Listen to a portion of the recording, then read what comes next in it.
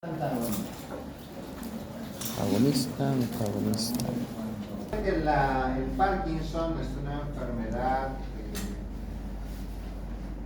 sobre todo a nivel de los movimientos. Estos pacientes empiezan a manifestar movimientos involuntarios, aumenta la contracción. Los pacientes hacen movimientos involuntarios que no se comparan con las convulsiones. Más bien se habla de temblores. Cuando los pacientes empiezan a tener contracciones involuntarias, ¿no? Y empiezan con el tiempo, incluso esas contracciones pueden tener o terminar en desequilibrio. Entonces dificultan o tienen problemas al caminar. Entonces es una enfermedad donde el trastorno es el movimiento. Se llama PAD. ¿Cuál es el problema? Vamos al origen del problema. Dentro del cerebro hay una sustancia, una zona que se llama sustancia negra o sustancia negra, donde hay un conjunto de células muy especializadas que liberan una sustancia que se llama dopamina. La dopamina es importante para el cuerpo porque es la que regula sobre todo los movimientos y el equilibrio.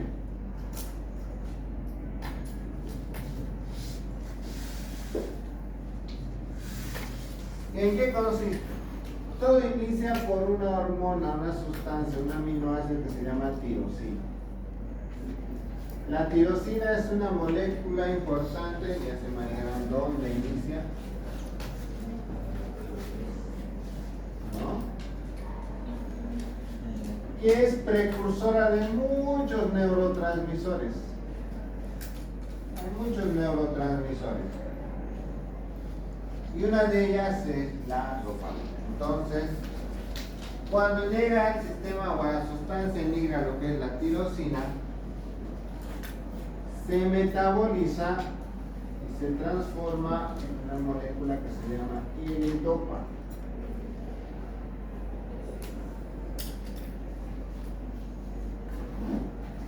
Esta L-dopa se metaboliza para hacer algo más específico y convertirse en un neurotransmisor que se conoce como dopamina.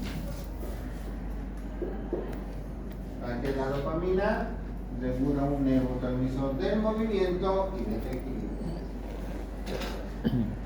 Entonces esta dopamina se va a acumular como cualquier neurotransmisor en vesículas que están en la presinapsis. La voy a dejar de medio.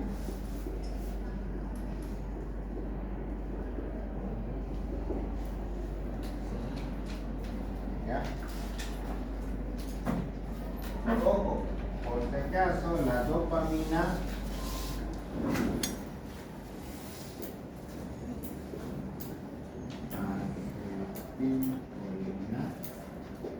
ojo, antes que siga, estoy yendo más directo al tema, directo al problema.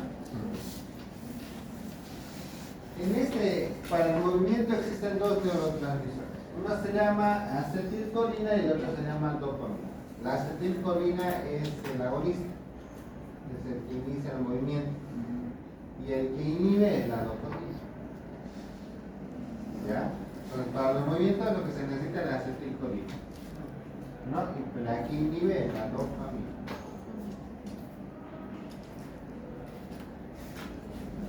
Entonces, esta dopamina, como es un neurotransmisor,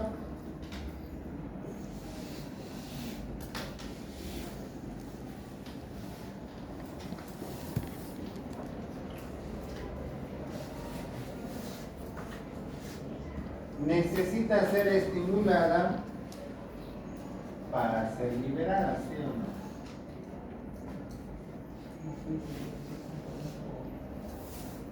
Eso, por ejemplo, es un estímulo.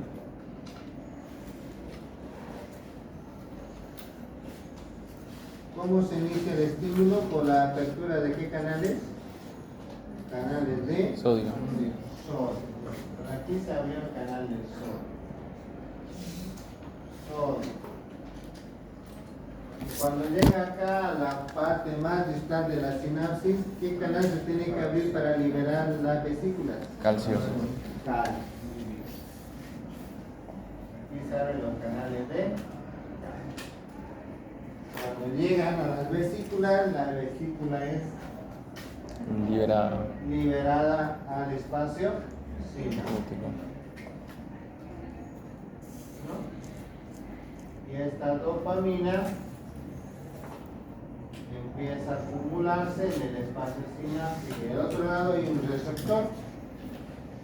Aquí hay un receptor que se conoce como el receptor dopaminérgico. Receptor dopaminérgico. Un receptor. Y este receptor dopaminérgico se va a unir con la dopamina, y este receptor tiene dentro de su estructura un aminoácido que se llama aminoácido o sustancia P.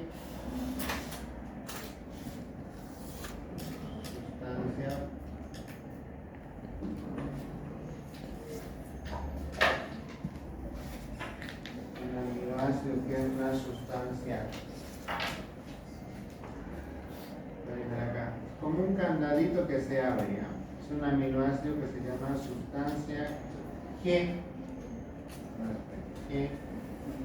Ese quiero poner.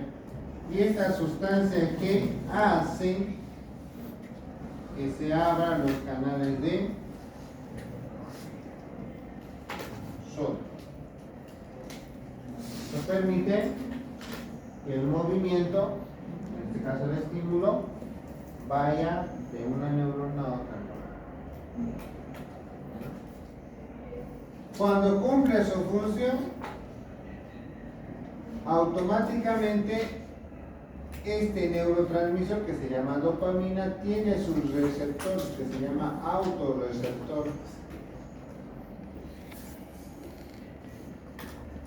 Cuando vuelve y se une acá, entonces todo esto se neutraliza.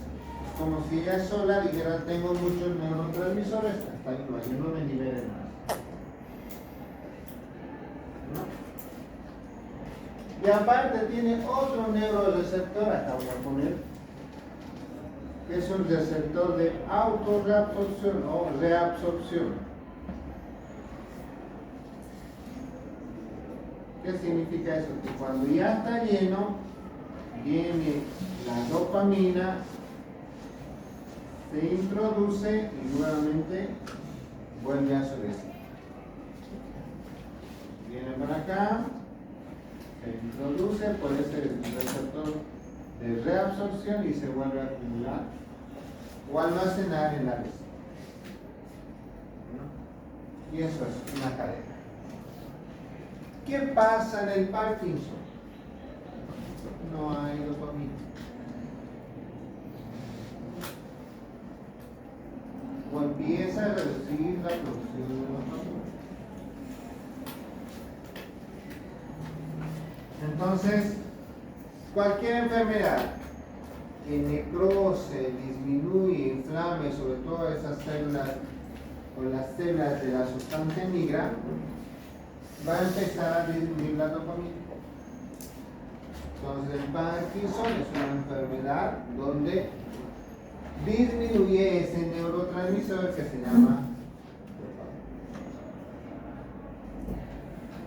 Entonces por eso estos pacientes tienen contracciones, ¿no?, irregulares, temblores, falta de equilibrio, porque no hay cómo regular.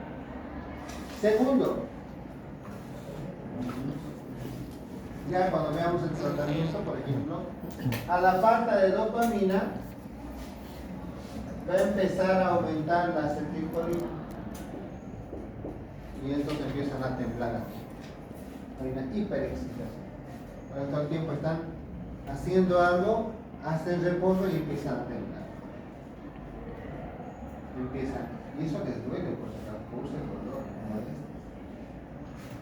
Y dentro del tratamiento que vamos a ver en la próxima clase después de su examen, es por ejemplo medicamentos que reemplacen o estimulen. Existen medicamentos o fármacos en este caso que van a reemplazar a la dopamina, que se llama L-dopa. Existen fármacos que van a tratar de neutralizar este receptor, o existen fármacos que van a estimular este receptor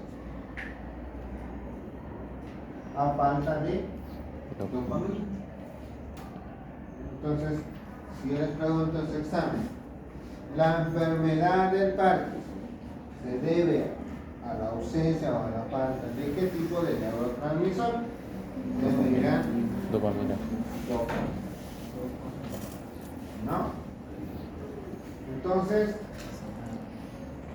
básicamente les he resumido de la enfermedad. ¿Qué es el problema del Parkinson? ¿No? El problema es la dopamina. Así queremos. ¿Parece? Vamos a las otras preguntas. ¿Qué hemos avanzado? Transaminasas.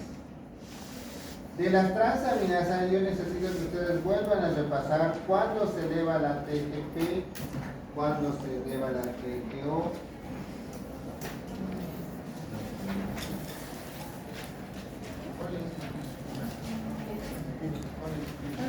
Primer parcial, creo. Ojo que aquí vamos a poner las preguntas. Por eso, Acá, por el ejemplo, programa está diciendo que lo vamos a repasar. Creo que era en el tema de inflamación, creo.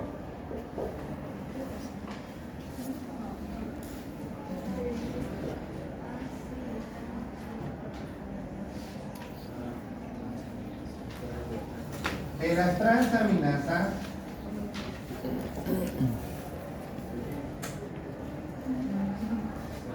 para los que no estuvieron en la clase, se habló sobre todo del perfil hepático. Ah, no, estoy mal, es un perfil hepático. El perfil hepático es un estudio para saber cómo está funcionando el hígado, si tiene sobre todo algún cuadro inflamatorio o necrótico, ¿no?